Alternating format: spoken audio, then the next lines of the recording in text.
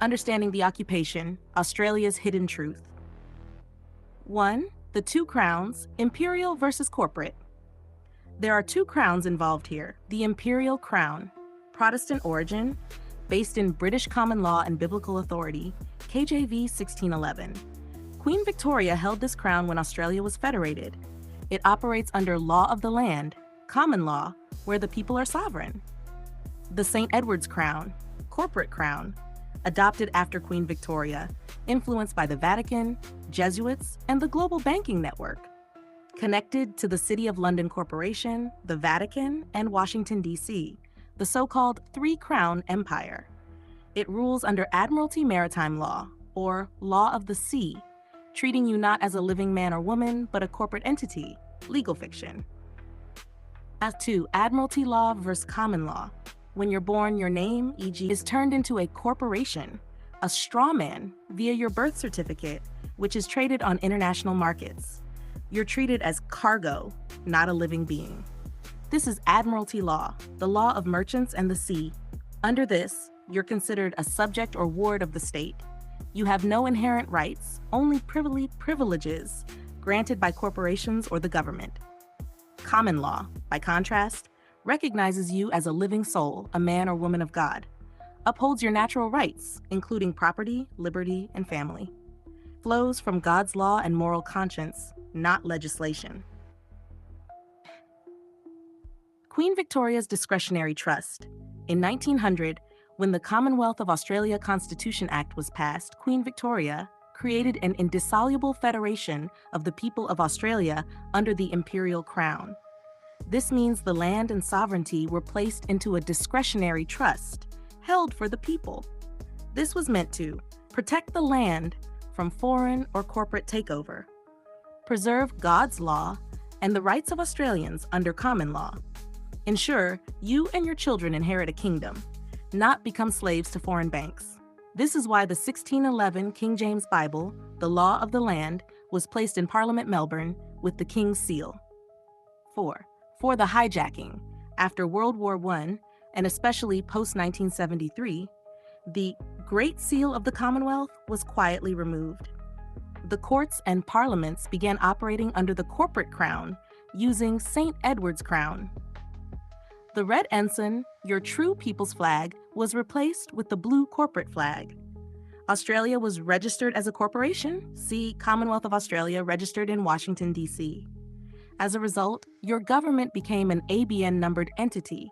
You became a tenant, not an heir. The system no longer serves the people, but protects corporations and global banks. 5. The cost, 62,000 souls and your forgotten kingdom. The Anzacs who fell in Gallipoli, Beersheba, and Damascus didn't die just for Britain. They died believing they were securing the Kingdom of Australia, a free and sovereign land under God and law, not debt and control. Their sacrifice was spiritual and prophetic. Their blood was a covenant. Yet we have allowed foreign corporations to trample that legacy. 6. What this means for you and what you can do. You're not just a citizen under corporate rule.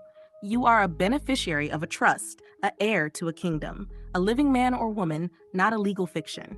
You can reclaim your standing under common law, declare your living status. Many use affidavits or sovereign declarations.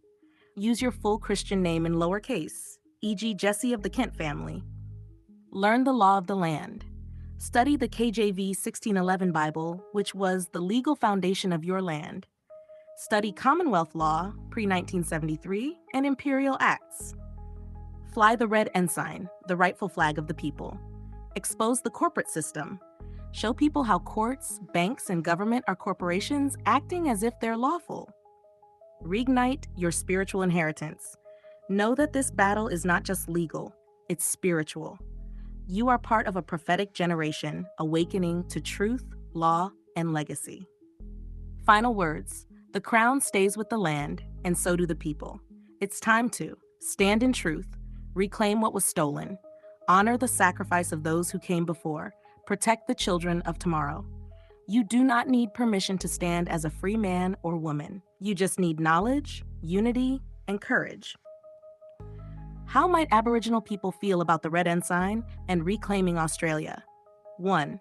Suspicion or pain. Many Aboriginal people may see the red ensign as part of the colonial system that invaded their lands. Feel like it represents a white Australia narrative, especially if not explained clearly.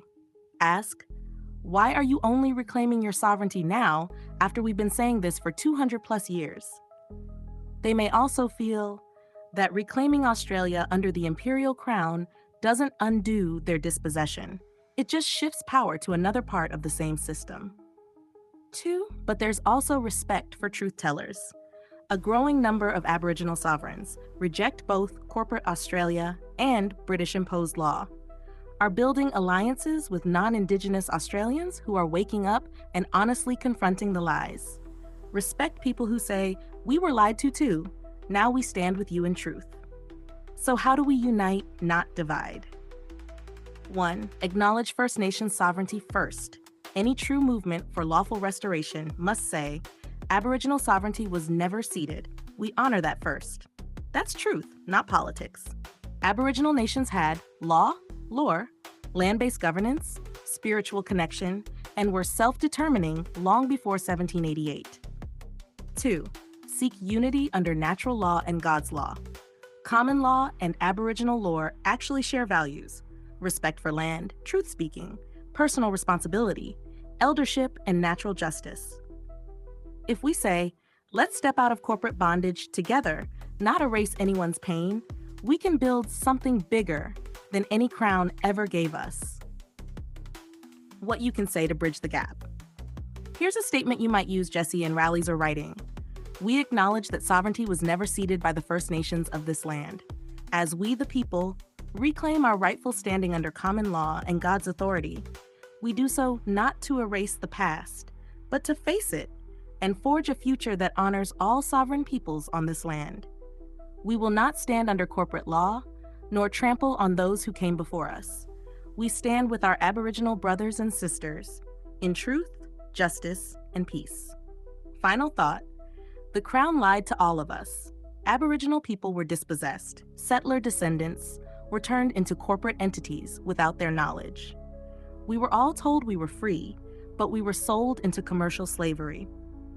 Healing and unity come from facing that together, not choosing one side. A message to our Aboriginal brothers and sisters. We know this land holds deep scars, and that yours run the deepest.